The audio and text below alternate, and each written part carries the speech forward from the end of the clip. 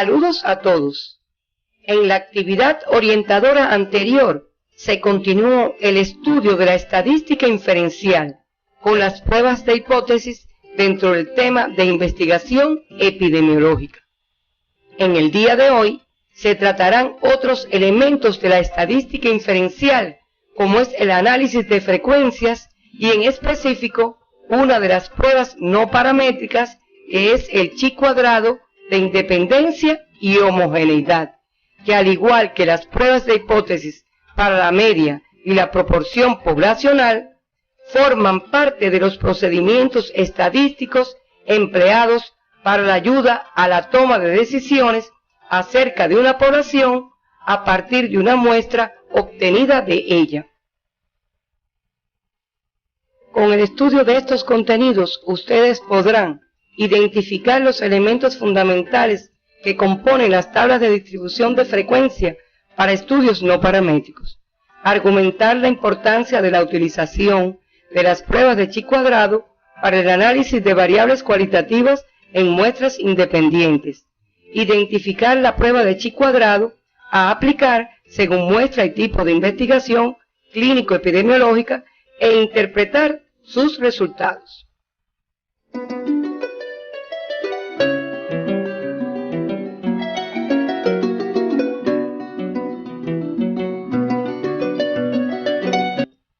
Como se estudió en la actividad orientadora anterior, el conjunto de procedimientos de inferencia estadística, denominados paramétricos, se caracterizan por la normalidad de la variable en la población muestreada, la medición cuantitativa de las variables estudiadas, tener un tamaño muestral mayor que 30, utilizar parámetros en el planteamiento de las hipótesis y utilizar estadígrafos muestrales en los cálculos. Sin embargo, hay situaciones a investigar en las que no se pueden cumplir las suposiciones que requieren las pruebas paramétricas, y entonces se utilizan las pruebas de hipótesis no paramétricas, las que se caracterizan por ser menos potentes, pero muy efectivas cuando no es posible la normalidad de la variable en la población muestreada. La medición se realice en escala cualitativa, los tamaños muestrales sean pequeños y no se utilicen parámetros en el planteamiento de las hipótesis. Estas pruebas también pueden utilizarse para variables cuantitativas continuas. Al igual que las pruebas de hipótesis paramétricas, las no paramétricas ayudan al personal de la salud a tomar una decisión en torno a una población mediante una muestra aleatoria obtenida de ella. De ahí su importancia para la investigación clínica epidemiológica. A continuación, trataremos algunas de las pruebas estadísticas no paramétricas. Para la distribución de frecuencias en las pruebas no paramétricas de independencia o asociación estadística entre dos variables, se utilizan las tablas de contingencia o de 2 por 2, es decir, 2 filas por 2 columnas, como se muestra en la imagen. En el ejemplo de la tabla, se quiere conocer si existe asociación entre las variables bajo peso al nacer y hábito de fumar de la madre durante el embarazo. Para obtener los datos que contiene la tabla, se seleccionó una muestra aleatoria de 2000 gestantes que corresponde con el tamaño de la muestra de la cual se obtienen los demás datos. Por otra parte, para la distribución de frecuencias en las pruebas no paramétricas de homogeneidad, utilizamos las tablas R por C, o sea, R filas por C columnas. Es frecuente el análisis de situaciones en las que de antemano las poblaciones son conocidas como diferentes, y el interés radica en tomar una decisión acerca de si el comportamiento de estas es homogéneo respecto a alguna característica. Pongamos un ejemplo.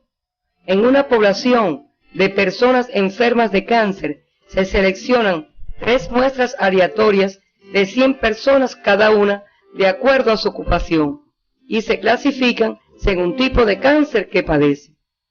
Con los resultados se puede confeccionar la tabla R por C que se presenta en la imagen. En este caso, se quiere probar que la proporción para cada tipo de cáncer debe ser la misma, no importando la ocupación. A diferencia de la tabla anterior, en esta los datos se obtienen a partir de los totales de las 3 categorías ocupacionales. Cuenta el tipo de cáncer que padecen. Si bien estas pruebas tienen muchos aspectos comunes, ellas difieren en cuanto a las particularidades de las tablas que sirven de soporte a cada prueba, como acaban de ver, así como en las hipótesis que se someten a prueba, y como es lógico, a la conclusión a que se arriba con cada una de ellas. Las formas más conocidas de tratamiento estadístico de estas tablas son la prueba de chi cuadrado de independencia y la prueba de chi cuadrado de homogeneidad.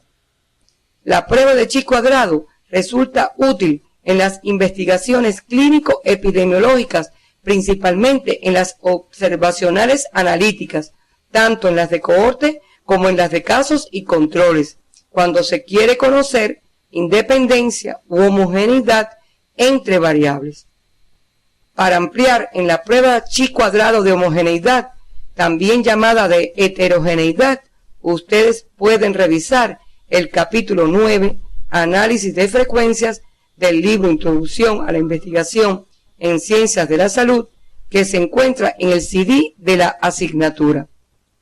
A continuación, estudiaremos la prueba chi cuadrado de independencia o asociación. En ocasiones, el investigador está interesado en el estudio de una posible asociación entre 2 variables cualitativas, como por ejemplo la asociación entre el sobrepeso y la hipertensión arterial, o la asociación entre aparición de caries dentales y la aplicación de laca flúor. Para ello, en la práctica, contamos con las pruebas de contingencia. Veremos las características de las pruebas de contingencia, que se basan en el uso de las tablas de contingencia, las que están constituidas, como ya saben, por 2 filas y 2 columnas, donde se clasifica la información relativa a una muestra respecto a 2 variables aleatorias, mediante el uso de escalas apropiadas a las que se le da determinado tratamiento estadístico. Un ejemplo de tabla de contingencia la pueden observar en la imagen. La prueba chi cuadrado de independencia o asociación se utiliza cuando se obtiene una muestra aleatoria de la población que se clasifica respecto a 2 variables, preferentemente cualitativas, y se desea conocer a partir de los datos de la muestra si existe asociación entre estas variables a nivel poblacional. Esta prueba permite determinar si 2 variables cualitativas están o no asociadas. Es válido aclarar que si bien la prueba puede utilizarse para cualquier tipo de variable, este procedimiento se utiliza preferiblemente para variables cualitativas nominales, ya que existen pruebas de mayor especificidad para variables medidas en escala ordinal u otras escalas. Veamos el siguiente ejemplo. Un grupo de investigadores desea estudiar la enfermedad de Alzheimer en relación con el sexo, para lo cual diseñaron un estudio de prevalencia en una muestra aleatoria de 779 adultos del estado Sucre. A partir de los datos que nos proporciona la muestra, construimos la tabla de contingencia, teniendo en cuenta las 2 variables en estudio, enfermedad de Alzheimer y sexo, cuyos resultados se exponen en la tabla que muestra la imagen. Note que tanto la variable sexo como enfermedad de Alzheimer son cualitativas nominales. La tabla de contingencia que observan en la imagen, también llamada de 2×2, cuenta con 2 filas y 2 columnas. En este caso, ambas variables de clasificación son del tipo de las dicotómicas, es decir, de la clase de variables que solo tienen 2 categorías posibles. Para contar el número de filas y columnas que tiene una tabla de contingencia, no se tienen en cuenta la fila y la columna de los totales. En la tabla, el único valor que se conoce de antemano es el valor 779, que es el tamaño de la muestra aleatoria observada. Con este valor se construye la tabla, analizando del número de enfermos de Alzheimer, cuántos son del sexo masculino y cuántos del sexo femenino, y el número de sanos de ambos sexos. Estos valores se obtienen mediante su búsqueda en la muestra y observen que sus categorías o eventos son mutuamente excluyentes. Los totales marginales por columnas y filas, o sea, 40, 739, 294 y 485 resultan de la suma de estos. Es decir, a partir del valor de la muestra 779 se hallan los demás valores que son desconocidos e impredecibles antes de llevar a cabo la clasificación. Estas particularidades de la tabla de contingencia es lo que las hace apropiadas para su empleo en la prueba de hipótesis para la independencia. En la tabla, las frecuencias observadas en nuestro estudio, o sea 7, 287, 33 y 452, se denotan por n sub 1, 1, n sub 1, 2, n sub 2, 1 y n sub 2, 2 respectivamente, en donde n sub 1, 1 es igual a la frecuencia observada en la fila 1 de la columna 1, o sea, 7. N sub 1, 2 es igual a la frecuencia observada en la fila 1 de la columna 2, o sea, 287. N sub 2, 1 es igual a la frecuencia observada en la fila 2 de la columna 1, o sea, 33. Y n sub 2, 2 es igual a la frecuencia observada en la fila 2 de la columna 2, o sea, 452. Se denominan frecuencias observadas por ser los valores que aparecen en la tabla de contingencia obtenidos de la muestra. En la tabla también podemos observar los totales de las filas, denominados totales marginales de las filas, es decir, 294 y 485, que se denotan por TF sub 1 y TF sub 2 respectivamente, en donde TF sub 1 es igual al total marginal de la fila 1, o sea, 294, y TF sub 2 es igual al total marginal de la fila 2, o sea, 485. También podemos observar los totales de las columnas denominados totales marginales de las columnas 40 y 739, que se denotan por TC sub 1 y TC sub 2 respectivamente, en donde TC sub 1 es igual al total marginal de la columna 1, o sea 40, y TC sub 2 es igual al total marginal de la columna 2, o sea 739. Apliquemos en el ejemplo anterior los pasos para realizar el procedimiento de una prueba de hipótesis. El primer paso es la formulación de la hipótesis, por lo que tenemos que declarar la hipótesis nula alternativa, las que para una prueba de hipótesis de independencia se plantean del modo siguiente. La hipótesis nula H sub 0 es existe independencia entre las variables estudiadas. La hipótesis alternativa H sub 1 es: no existe independencia. Para el ejemplo queda de la siguiente forma: H sub 0 es: estar enfermo de Alzheimer es un hecho independiente del sexo de la persona. Y H sub 1 es: estar enfermo de Alzheimer no es un hecho independiente, o sea, es un hecho asociado al sexo de la persona. El segundo paso en las pruebas de hipótesis de chi cuadrado es la confección de la tabla de contingencia y la elección de la prueba estadística correspondiente. Para elaborar una tabla de contingencia de la prueba de hipótesis para la independencia, se comienza por la selección de una muestra aleatoria proveniente de la población en estudio. Ambos márgenes de la tabla son desconocidos de antemano, así como los valores de las frecuencias observadas de las celdas, por lo que hay que obtenerlos mediante la búsqueda del dato primario.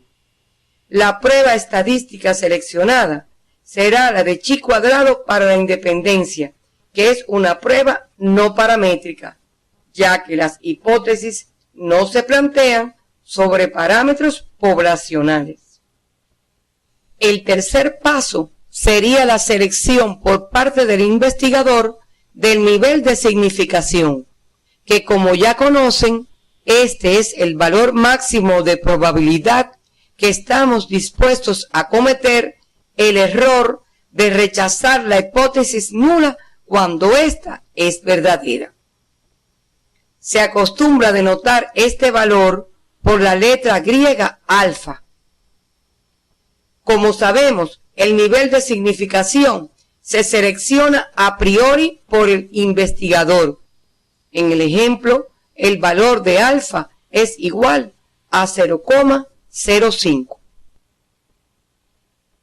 El siguiente paso sería la elección y el cálculo del estadígrafo de la prueba, con su distribución muestral asociada. El estadígrafo que utilizaremos en este caso es el chi cuadrado calculado, cuya fórmula con corrección de Yates se muestra en la imagen. Este estadígrafo sigue una distribución chi cuadrado con f-1 multiplicado por c-1 grados de libertad, en donde f es igual al número de filas y c es el número de columnas de la tabla de contingencia. Explicaremos a continuación el significado de grados de libertad, a partir de la tabla ya conocida y que, como se dijo, tiene un grado de libertad por ser una tabla de 2×2. En ella se muestran 40 enfermos de Alzheimer.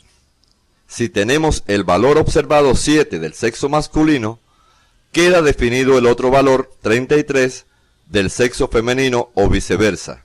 Es decir, que si tenemos un valor observado en la columna, ya queda definido el otro. Por otra parte, el número total del sexo femenino es de 485. Si tenemos el valor observado 33 del sexo femenino que padecen de Alzheimer, ya queda definido el otro valor, 452, del sexo femenino que no padecen la enfermedad o viceversa. O sea, que si tenemos un valor observado en la fila, ya queda definido el otro. Esto quiere decir que en el caso de la tabla que se observa, los grados de libertad se calculan restando al total de celdas de las filas internas el valor de 1 y al total de celdas de las columnas internas el valor de 1, ya que, como vimos, si del total de enfermos de Alzheimer sabemos que 7 son masculinos, la única opción es que 33 sean femeninos. Por lo tanto, solo hay una opción de libertad. Aplicando la fórmula y sustituyendo los valores, para la tabla 1 obtenemos que el chi cuadrado calculado es igual a 6,47. El quinto paso de este procedimiento sería definir la región de rechazo de la prueba de hipótesis, que es el conjunto de valores que conducen a rechazar la hipótesis nula H sub 0. Se utiliza la distribución del estadígrafo chi cuadrado y la región crítica o de rechazo queda definida al seleccionarse por el investigador el nivel de significación alfa como se muestra en la imagen. El sexto paso del procedimiento es tomar la decisión correspondiente en dependencia del valor de la prueba.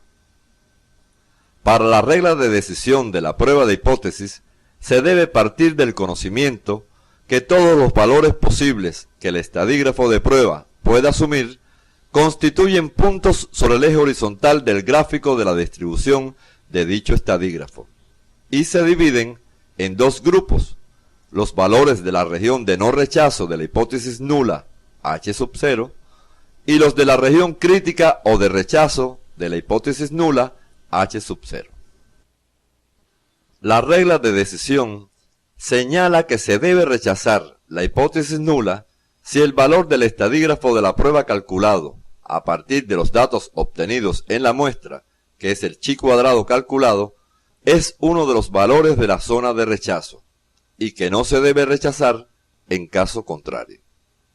La regla de decisión aquí sería hipótesis nula H sub 0 si chi cuadrado calculado es mayor o igual al chi cuadrado crítico para un nivel de significación alfa y un determinado grado de libertad, y no rechazar la hipótesis nula H sub 0 si chi cuadrado calculado es menor al chi cuadrado crítico para un nivel de significación alfa y un determinado grado de libertad. El valor de chi cuadrado crítico se obtiene de la tabla de la distribución chi cuadrado para un nivel de significación alfa y un determinado grado de libertad. En el caso de la tabla 1, los grados de libertad se obtienen multiplicando el número de filas menos 1 por el número de columnas menos 1, o sea, será igual a 1 como en todas las tablas de 2 por 2.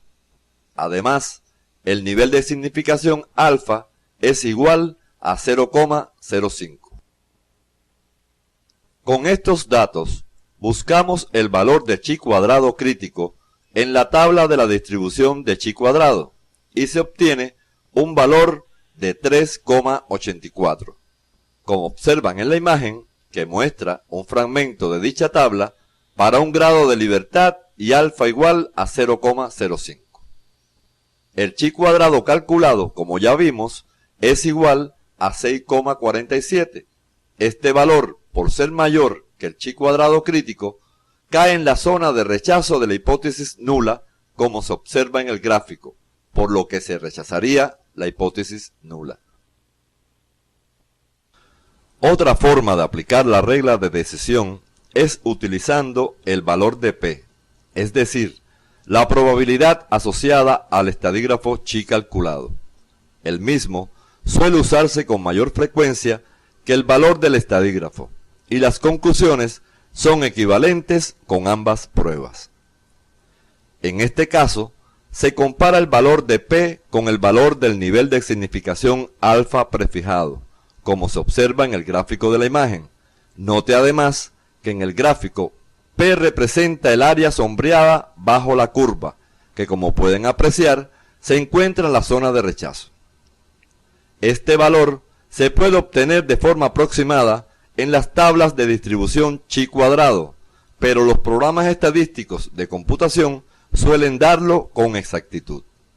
Como ya se mencionó, cada estadígrafo tiene asociado un valor de probabilidad P.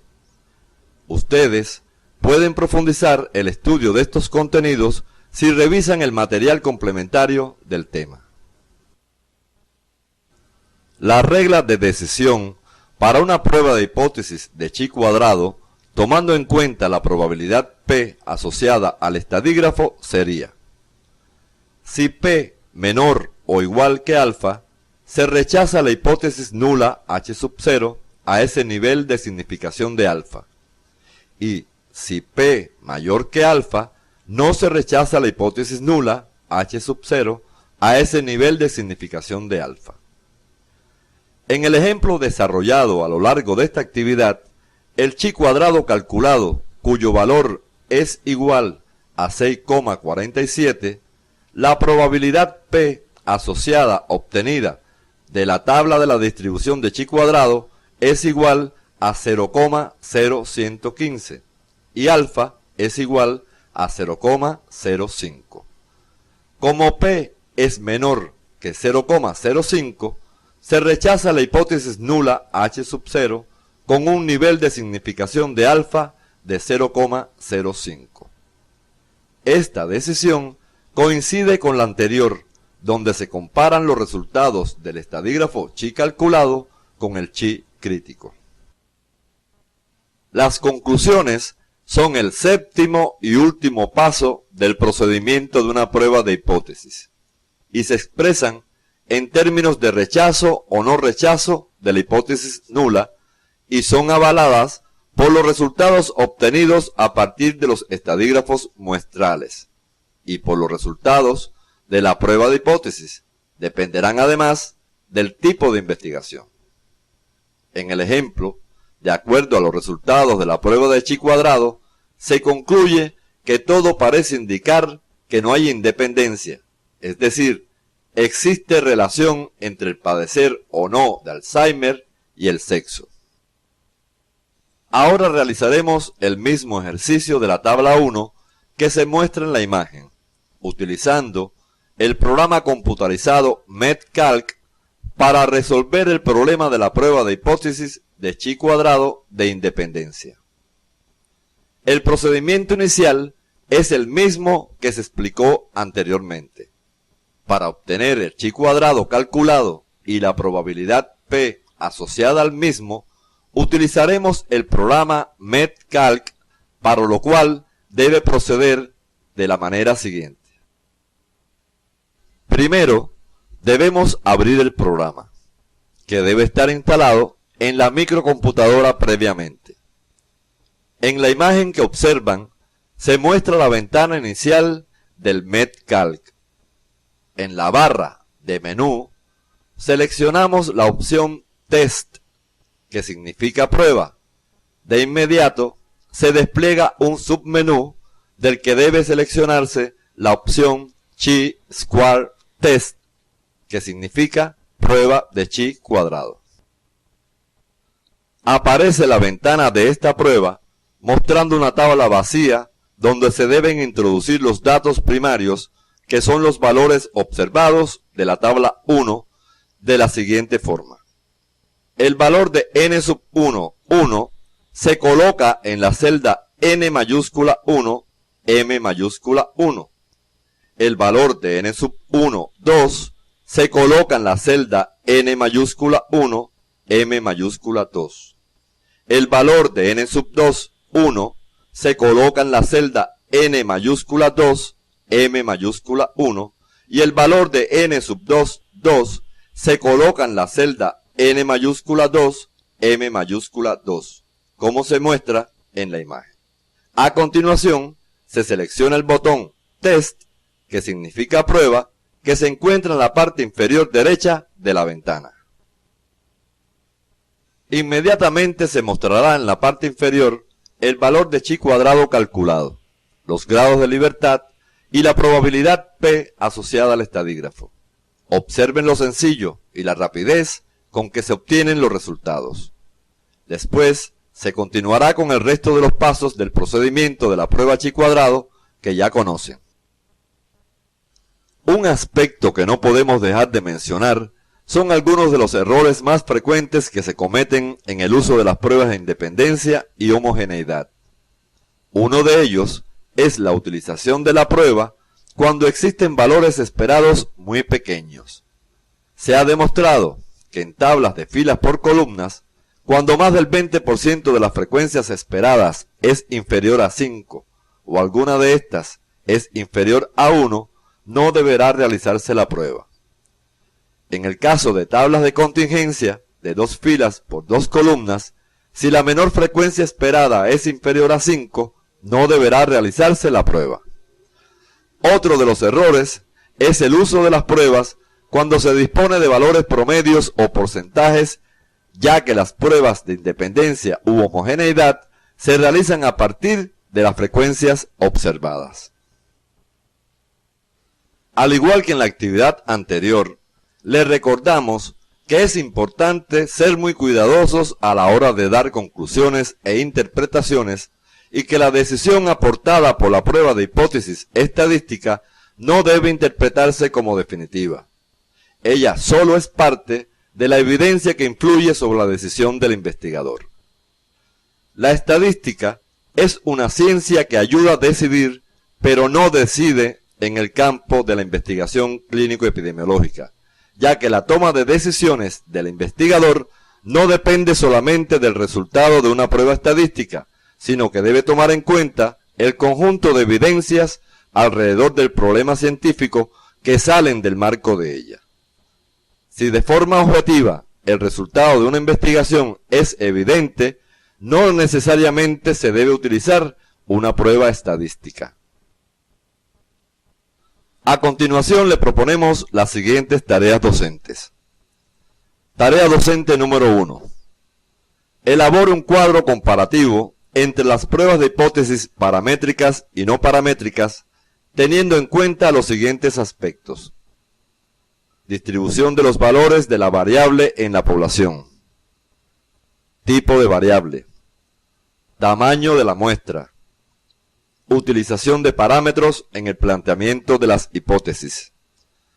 Para su elaboración, puede apoyarse en la revisión del capítulo 14, Métodos no paramétricos, del libro Introducción a la Investigación en Ciencias de la Salud, que se encuentra en el CD de la asignatura.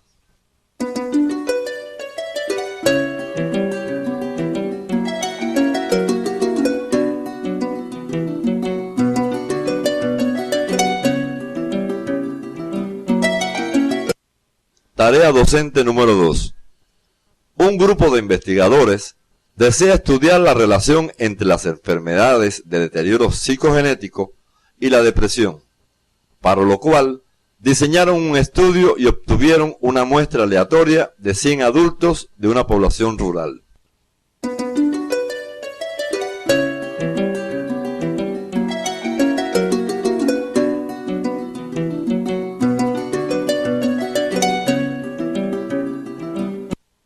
A partir de los datos que nos proporciona la muestra, construimos la tabla de contingencia teniendo en cuenta las dos variables en estudio, o sea, deterioro psicogenético y depresión, cuyos resultados se exponen en la imagen. El nivel de significación alfa es de 0,05.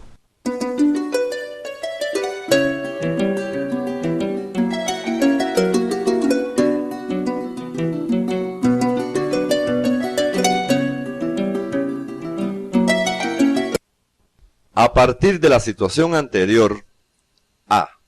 Realice el planteamiento de la hipótesis nula H sub 0 y de la hipótesis alternativa H sub 1. B. Diga los grados de libertad de la tabla. C. Utilizando el programa MedCalc, obtenga el chi cuadrado calculado, halle la probabilidad asociada al mismo. D. Plantee la regla de decisión y E. Llegue a una conclusión.